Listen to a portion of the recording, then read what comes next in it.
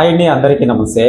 వారణాసి నుంచి వచ్చిన అప్డేట్స్ ప్రకారంగా చూసుకున్నట్లయితే ఆగస్టు 9న మరో కొత్త అప్డేట్ అయితే వస్తుందని చెప్పి క్లారిటీగా తెలుస్తుంది. కానీ అఫీషియల్గా వాళ్ళైతే తెలియజేయలేదన్నమాట. అది చూసుకున్నట్లయితే ఇప్పుడు ప్రస్తుతానికి వచ్చిన అప్డేట్లన్నీ గుర్తు చేయడం అనేది జరుగుతుంది. History is repeat first point.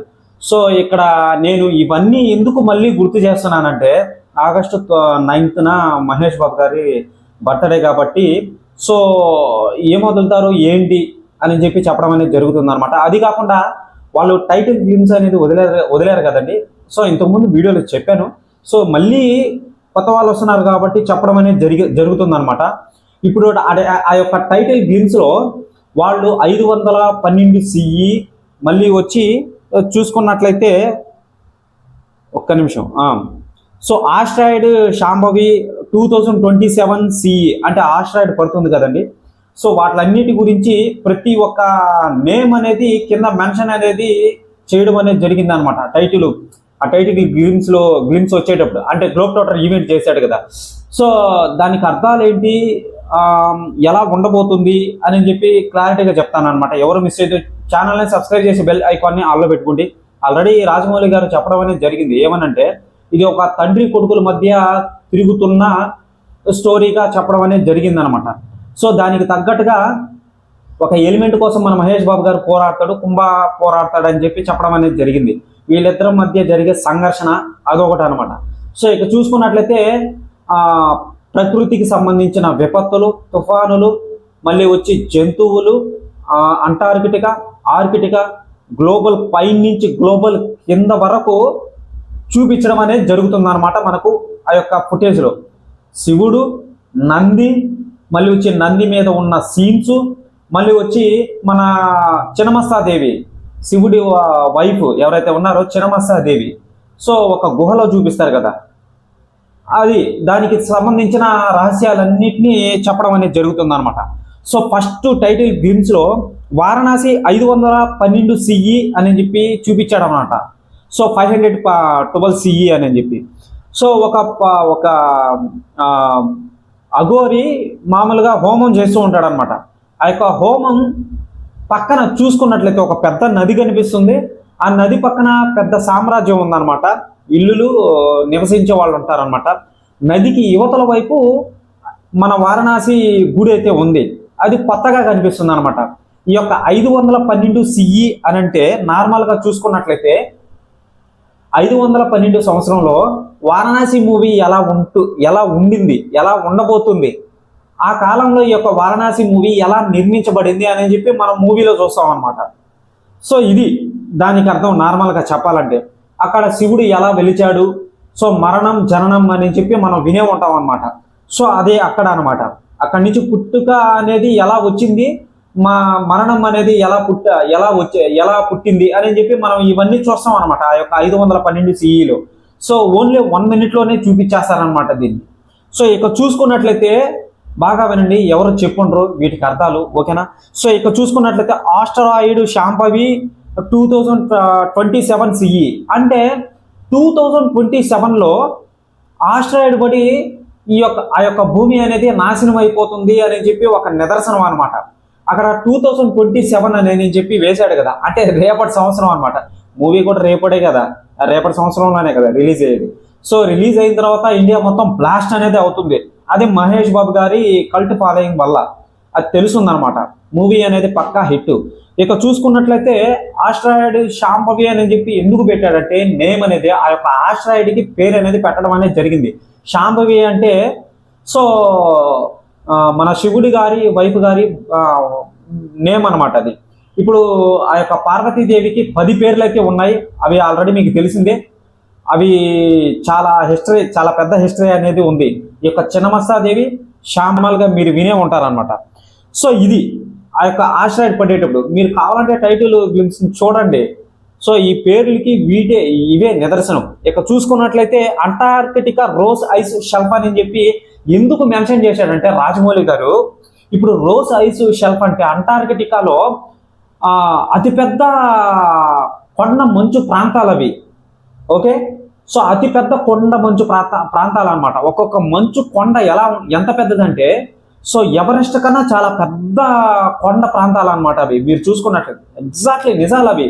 So ఎవరు వెళ్ళి అంత మంచులో సరిగా గమనించలేదు, కానీ దూరం నుంచి చూసి కెమెరాలతో జూమ్ చేసి మరీ చూడటం అనేది జరిగింది అనమాట. మనకు ఫుటేజ్ అనేది ఇవ్వడం అనేది జరిగింది. ఇది యూట్యూబ్లో కూడా చూసే ఉంటారనమాట నార్మల్గా. సో రోజ్ ఐస్ షెల్ఫ్ అంటే దానికి అర్థం అదే. ఓకే, సో ఇక చూసుకున్నట్లయితే ఆ యొక్క మంచు కొండ మీదకి మన మహేష్ బాబు గారు ఎక్కుతూ అవన్నీ మీరు చూస్తూ ఉంటారన్నమాట.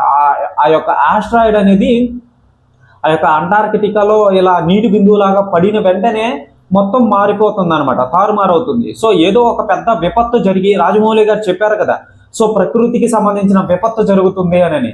సో ఏదో గాలి తుఫాను వచ్చి ఆ యొక్క రోజ్ ఐస్ షెల్ఫ్ ఏదైతే మంచు ప్రాంతం, కొండ ప్రాంతం ఉంటుందో, మంచు కొండ ఏదైతే ఉంటుందో అది నాశనం అయిపోయి, సో పడవ అనేది మునిగిపోయి ఆ యొక్క కెమెరా అనేది నీటిలోకి తిరుగుతుంది. మీరు చూసుకున్నట్లయితే ఆ టైటిల్ గ్లిమ్స్లోనే ఒక పెద్ద పడవ ఆ మంచు కొండలో ఇరుక్కుపోయి ఉంటుంది అనమాట. దానికి అర్థం ఏంటి అని చెప్పి మూవీలో మనం చూస్తాం అనమాట. సో అది మహేష్ బాబు గారు వేసుకొని వెళ్ళింది అని చెప్పి మనం క్లారిటీగా చెప్పుకోవచ్చు. ఇదొక హింటు నార్మల్గా చూసుకున్నట్లయితే. అక్కడి నుంచి నార్మల్గా ఆఫ్రికాని చూపిస్తాడనమాట. సో ఆఫ్రికా ఆంబోసరీ వైల్డర్నెస్ అంటే, ఆఫ్రికా ఆంబోసరీ వైల్డర్నెస్ అంటే నార్మల్గా మీరు ఆఫ్రికా అంటేనే అందరికి తెలిసింది జంతువులు, పెద్ద పెద్ద కొండలు అవి ఇవి ఉంటాయని. సో నాకు తెలిసిన ఇంటెన్షన్ ప్రకారం చూసుకున్నట్లయితే మహేష్ బాబు గారు ఏదో అక్కడికి వెతకనాటికి వెళ్తాడు అని చెప్పి క్లారిటీగా తెలుస్తుంది. ఓకే, సో ఆంబోసరీ వైల్డర్నెస్ అంటే అతి క్రూరమైన హిప్పోస్, అతి క్రూరమైన సింహాలు, అతి క్రూరమైన నక్కలు, అతి క్రూరమైన పులులు, హైనాలు, జంతువులు, బాబోబ్ చెట్లు అంటే మీకు తెలిసిందే కదా, 1000 సంవత్సరాలకు పైగా జీవించే చెట్లు, అవి బతికే చెట్లు అనమాట. ఆఫ్రికాలో ఉంటాయి, 100 వేళ్ళు ఉంటాయి. సో అక్కడ ఏదో వెతకనాటికి మనోడు వెళ్తాడనమాట మహేష్ బాబు గారు. సో ఆల్రెడీ సింహానికి సంబంధించిన ఫుటేజ్ అనేటివి మీరు చూశారు, అవి యూట్యూబ్లో వైరల్ అవుతున్నాయి. ఇప్పుడు చూసుకున్నట్లయితే ఒక్క ఫోటోతో ఏదో క్రియేట్ చేసి పెట్టేశారనమాట అన్ని సింహంతో. ఫస్ట్ చూసుకున్నట్లయితే సింహంతో కనిపిస్తుంది ఫుటేజ్ అనేది మహేష్ బాబు గారిది సో మూవీలో. నెక్స్ట్ లాస్ట్లో నాకు తెలిసి ఆ యొక్క నంది మీద వచ్చే అవకాశం ఉందని చెప్పి క్లారిటీగా తెలుస్తుంది అనమాట. ఫస్ట్ సింహంతో, లాస్ట్లో నందితో. జస్ట్ నంది మీద అలా కనిపిస్తే సింహంతో సీన్స్ అనేటివి చూపించాల నార్మల్గా. మరి సింహంతో ఎలా ఉంటాయో తెలీదు, అదొకటి ఉందన్నమాట. సో ఇది బ్రదర్ నా ఎక్స్ప్లెనేషన్ అనేది మీకు నచ్చినట్లయితే నిజంగా నేను చెప్తున్నానండి. నేను చెప్పే పాయింట్ నాకు తెలిసి అది ఇన్ఫర్మేషనా కాదా అని చెప్పి నాకైతే తెలుస్తుంది. మరి మీకు ఎలా తెలుస్తుందో నాకైతే తెలియట్లేదు అనమాట. సో నా మాటలు పట్టించుకోకుండా నేను చెప్పే ఇన్ఫర్మేషన్ వరకే వినండి, మీకు ఒక ఫుల్ మీల్స్ లాగా ఉంటుందన్నమాట. ఇది ఒకటి అనమాట. ఇక చూసుకున్నట్లయితే నెక్స్ట్ వచ్చి ఉగ్రభారతి ఆ కేవ్ వెనాంచల్, మన చిన్నమాసాదేవిని చూపిస్తారనమాట. ఒక తలను నరుక్కొని 3 తలలు దారాలుగా వస్తుంటాయి.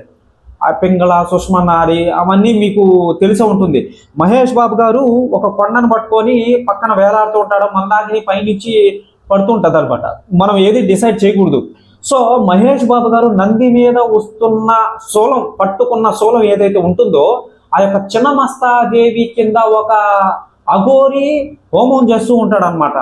ఆ అఘోరి పక్కన మహేష్ బాబు గారు పట్టుకున్న శూలం ఉంటుంది. ఇదొక హింట్ అనమాట. అది అక్కడ ఎందుకు ఉందో ఏంటో మనకైతే తెలియదు, మనం మూవీ చూసిన తర్వాతే డిసైడ్ అయితే చేయాలన్నమాట.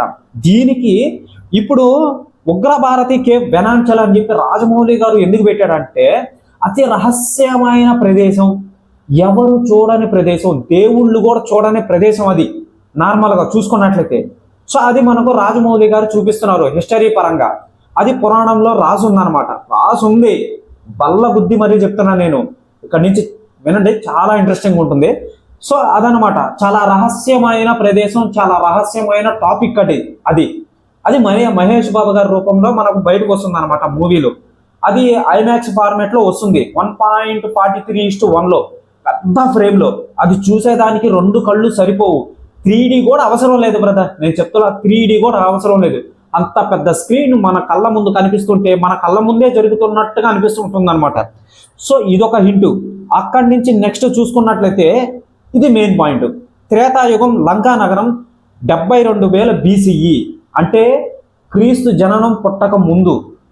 ఓకే, 72,000 BCE అని చెప్పి ఎందుకు మెన్షన్ చేశాడంటే 72,000 సంవత్సరాల క్రితం జరిగిన హిస్టరీ ఇది, ఈ యొక్క త్రేతాయుగంలో లంకా నగరం యుద్ధం అనేది. సో ఈ యొక్క త్రేతాయుగం అని చెప్పి ఎందుకు వాడాడంటే మెయిన్ పాయింట్ అండి, బాగా వినండి, ఇక్కడ మెయిన్ పాయింట్. సత్యయుగం మీకు ఎవరికైనా తెలుసా? సత్యయుగం, త్రేతాయుగం, ద్వాపర యుగం, కలియుగం, 4 యుగాలుగా విభజించారు మన వాళ్ళు, మన దేవుళ్ళు. సత్యయుగం దేవుళ్ళు మనుషులు జీవించేవాళ్ళు. సత్యం, అహింస లేదు, వ్యభిచారం లేదు, ఓకే, కొట్లాటలు లేవు, ద్వేషం లేదు, ఒకరికి చెప్పుడు మాటలు లేవు. ఓకే, సత్యయుగం దేవుళ్ళు మనుషులు జీవించేవాళ్ళు అనమాట. అక్కడి నుంచి పరిస్థితులు మారిపోయిన తర్వాత త్రేతాయుగానికి వచ్చేసారు. సో అక్కడి నుంచి పరిస్థితులు మారిపోయాయి, దాన్ని త్రేతాయుగంగా భావించారు. అక్కడి నుంచి మనిషి మీద ద్వేషాలు, ఒకరి మీద ఒకరు చెప్పుడు మాటలు చెప్పుకోవడాలు, కొట్లాట్లు ఇవి ఉండే అనమాట. దానికి నిదర్శనమే త్రేతాయుగంలో జరిగిన రామాయణ యుద్ధం. ఓకే, అర్థమైందా? సో ఇది దానికి 72,000 సంవత్సరాలు జరిగిన యుద్ధాన్ని మనకు చూపిస్తాడనమాట రాజమౌళి గారు. రాముడి యుద్ధం. ఓకే, పవిత్రంగా ఉన్న రాముణ్ణి ఆగ్రహంగా మార్చిన ఆ యొక్క రావణాసురుని ఎలా మట్టి కల్పిస్తాడనేదే మన కుంభ క్యారెక్టర్లో చూపిస్తాడనమాట. ఇది అక్కడి నుంచి ఇంకొకటి ఉంది, ద్వాపర యుగం. ద్వాపర యుగంలో రేపులు, మర్డర్లు, ఓకేనా, ఒకరు చంపుకోవడాలు, ఓకే, ఒకరి మీద ద్వేషాలు, జోదాలు, ఆటలు, ఓకే. సో ఇవన్నీ కనిపిస్తాయన్నమాట. దానికి నిదర్శనమే మహాభారత యుద్ధం. త్రేతాయుగం అంటే రాముడు గుర్తొస్తాడు, ద్వాపర యుగం అంటే మన కృష్ణుడే గుర్తొస్తాడు. ఇక్కడ ఒక హింటు, లాస్ట్లో కలియుగం. సో ఇక చూసుకున్నట్లయితే ఈ యొక్క కలియుగంలో నార్మల్గా మహావిష్ణువు ఇవన్నీ నిర్మించింది. ఓకే, ఈ కలియుగంలో అన్నకి చెల్లికి తేడా తెలియకుండా ప్రవర్తిస్తారనమాట. వ్యభిచారాలు ఎక్కువైపోయాయి, కొట్లాట్లు ఎక్కువైపోయాయి. సో ఇవన్నీ ఎక్కువైపోయాయి అనమాట. డబ్బు, గిబ్బు, ద్వేషాలు, ఒకడి మీద ఒకటి చెప్పుడు మాటలు, వాడిని ఇది చేయడం, వీడిని ఇది చేయడం రహస్యంగా. సో అవన్నీ మీరు చూశారు. ప్రస్తుతానికి మనం జీవిస్తున్నది ఆ యొక్క కలియుగంలోనే. ఇప్పుడు అర్థమైంది మీకు. దానికి నార్మల్గా లంకా నగరం త్రేతాయుగం, లంకా నగరం 72,000 BCE అని చెప్పి చూపించడం అనేది జరిగింది. అక్కడి నుంచి వారణాసి మణికర్ణిక ఘాట్ అని చెప్పి చూపించడం అనేది జరిగింది. రాముడు బాణం వేసిన, అంటే మహేష్ బాబు రాముడిగా చూపించి బాణం వేసిన వెంటనే కుంభ మీద అది వారణాసికి తిరిగి వస్తుంది, ఆ యొక్క గంగా నదిలో. ఓకే, గంగా అంటే పార్వతీదేవి పేరు. సో వారణాసి మణికర్ణిక ఘాట్ అని చెప్పి చెప్పడం అనేది జరిగింది. ఆ యొక్క మెరుపు అనేది సముద్రంలో పడుతుంది అనమాట. మణికర్ణిక ఘాట్ అని చెప్పి ఎందుకు పెట్టారంటే దానికి ఒక పెద్ద హిస్టరీ ఉంది. పార్వతీదేవి చెవి పోగు ఆ యొక్క గంగా నదిలో పడిపోయింది. ఓకే, ఆ యొక్క చెవి పోగు చాలా విలువైనది, దానితో ఎన్నో చేయొచ్చు, ఎన్నో శక్తులు ఉంటాయి ఆ యొక్క మణికర్ణిక చెవు పోగికి. ఓకే, సో మణికర్ణిక ఘాట్ అని చెప్పి ఎందుకు పెట్టారంటే ఆ యొక్క చెవి పోగు పేరు మణికర్ణిక. మణికర్ణిక, కర్ణిక అంటే చెవి, కర్ణబేరి, మణి అంటే చెవి పోగు, మణికర్ణిక ఘాటు. అర్థమైందా బ్రదర్? ఘాట్ అని చెప్పి ఎందుకు పెట్టారంటే గంగా నదిలో ఆ ప్లేస్లో పడ్డది కాబట్టి ఘాట్ అని పెట్టారనమాట. ఇది ఒక నిదర్శనం. సో అక్కడి నుంచి వారణాసి టైటిల్ చూపిస్తారనమాట. మన మహేష్ బాబు గారిని నంది మీద సోలం పట్టుకున్నట్టు చూపిస్తారు. ఇవి నార్మల్గా నిదర్శనాలు మీరు చూసుకున్నట్లయితే. ఓకే, మీకు క్లారిటీగా అర్థమైంది అనుకుంటా. సో ఇది నార్మల్గా చూశారు, కానీ ఈ విధంగా ఎక్స్ప్లెయిన్ అనేది ఎవరు చేసి ఉండరు నాకు తెలిసి. రాజమౌళి గారు ఆ యొక్క టైటిల్ గ్లిమ్స్లో మెన్షన్ చేసి చూపించింది వీటికి అర్థాలు ఇవే. మరి వాటిని మనం మూవీలో ఎలా చూస్తాము, ఎలా చేస్తాం అనేది అది నెక్స్ట్ మ్యాన్ అనమాట. బ్రదర్, నేను ముందుగానే చెప్తున్నాను, నేను చెప్పిన ఇన్ఫర్మేషన్ వరకే వినండి, నన్నైతే పట్టించుకోవద్దు, నా మాటలు అయితే పట్టించుకోవద్దు అనమాట. అంటే నా ఎక్స్ప్లెనేషన్ అనేది ఎలా ఉందో లాస్ట్లో చెప్పండి, కామెంట్ చేసేదానికి ట్రై చేయండి కంపల్సరీ. ఎందుకంటే నేను అది పనిగా నేను ఎక్కడెక్కడో గూగుల్లో సెర్చ్ చేసి, అక్కడ సెర్చ్ చేసి, సోషల్ మీడియాలో చూసి, వాళ్ళ మాటలు వీళ్ళ మాటలు విని పురోగతిలో చాలామంది సోషల్ మీడియాలో మాట్లాడుతున్నారు అన్నమాట వీటి గురించి. సో అవన్నీ విని మీకు చెప్పడం అనేది జరుగుతుంది అనమాట. ఓకేనా? సో ఇది నార్మల్గా టాపిక్ అయితే. ఆగస్టు 9న ఏదో పెద్ద సంభవం అనేది సృష్టించబోతుంది. సో ఆ యొక్కటి పూర్తిగా ఆ యొక్క డీటెయిల్ని బాగా క్యాప్చర్ చేసుకొని మీకు ఒక ఫుల్ వీడియో లాగా అందిస్తాను అనమాట. ఓకే, సో ఇదండి అప్డేట్ అనేది. ఎవరైనా సరే ఛానల్కి కొత్తగా వచ్చినట్టయితే ఛానల్ని సబ్స్క్రైబ్ చేసి బెల్ ఐకాన్ని ఆల్లో పెట్టుకోండి. Okay, bye.